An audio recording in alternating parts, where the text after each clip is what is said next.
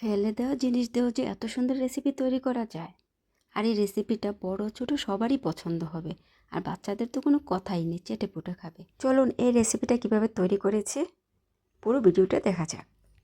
প্রথমে আমাদের তরমুজ খাওয়ার পর তরমুজের খোসাটা লাগবে, মানে আমরা যেটা ফেলে দিই।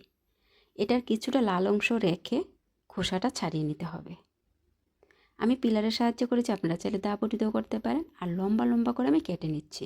ভিডিওটা দেখলেই বুঝতে পারবেন আমি কিভাবে কেটে নিচ্ছি। যাই হোক, খোসাটা ছাড়ানোর আগে কিন্তু আমি ভালোভাবে ধুয়ে নিয়েছি। কাটার পরও ধুয়ে নেব।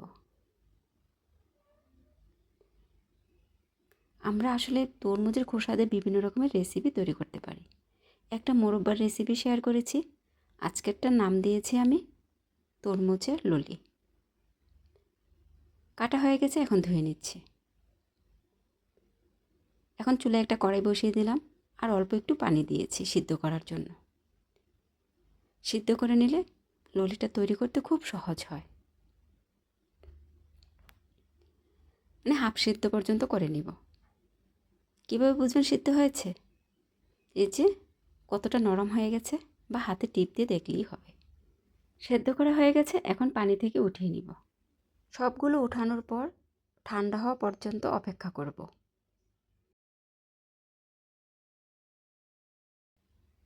সবগুলো উঠিয়ে নিলাম। একটু ঠান্ডা হলে পানি চিপে নিব, যেন এইগুলোর গায়ে একটু পানি থাকে না। আর এদিক দিয়ে এই কড়াইয়ের মধ্যে আবার পানি দিয়ে দিলাম চিনি শিরা তৈরি করার জন্য। 1 কাপ পরিমাণ চিনি দিয়েছি। চিনিটা কিন্তু আপনারা কম বেশি করতে পারেন। আর সুন্দর ফ্লেভারের জন্য 2-3টা এলাচ দিয়েছি। এটা বসাতে না বসাতে আমার বোতল গ্যাস শেষ হয়ে গেছে। কি করা যায়? সেই ব্যবস্থাও করা আছে। গ্যাস আনতে গেলে অনেক সময়ের ব্যাপার। এই যে আমার সময়ের বন্ধু মিনি কুকার।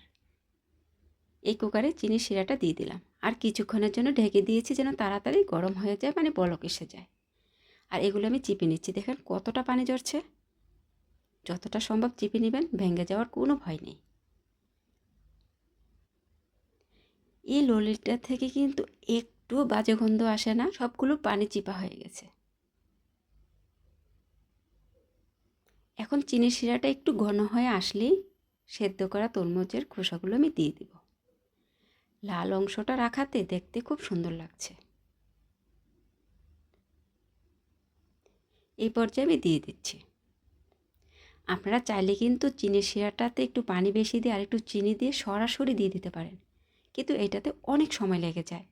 তাই একটু হাফ সিদ্ধ করে নিলেই ভালো হয়। আর তরমুজের স্মেলটাও থাকে না, মানে খোসার যে একটা স্মেল। সামান্য লবণ দিয়েছি মিষ্টিটা ব্যালেন্স হওয়ার জন্য। একটু ঢেকে দিয়েছি তাড়াতাড়ি বলক আসার জন্য। আর ঢাকার কোনো প্রয়োজন নেই, একটু নেড়েচেড়ে দিব। বারবার নাড়াচাড়া করারও দরকার নেই। লাস্ট পর্যায়ে একটু নেড়েচেড়ে দিলেই হবে। আস্তে আস্তে চিনি শিরাটা একদম শুকিয়ে যাবে। চিনি শিরাটা প্রায় ঘন হয়ে আসছে। দেখতে যতটা সুন্দর হয়েছে, খেতে কিন্তু তার চেয়ে বেশি মজার। একদম শুকিয়ে নিব।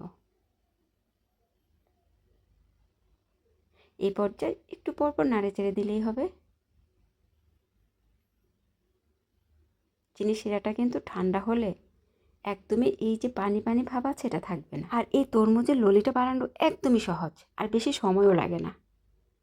আর খেতে যে কতটা মজার, যারা খেয়েছেন নিশ্চয়ই জানেন, আর যারা খাননি একবার হলো ট্রাই করবেন। এখনও তরমুজ বাজারে অ্যাভেলেবেল পাওয়া যায়, আর দামটা হাতে নাগালি। মিনি কুকারটা এখন সুইচটা অফ করে দিব। হয়ে গেছে। এখন মিনি কুকার থেকে আমি উঠিয়ে নিব।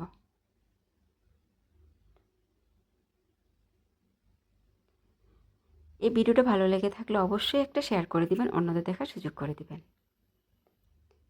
আমি একটা একটা করে ছড়িয়ে দেব।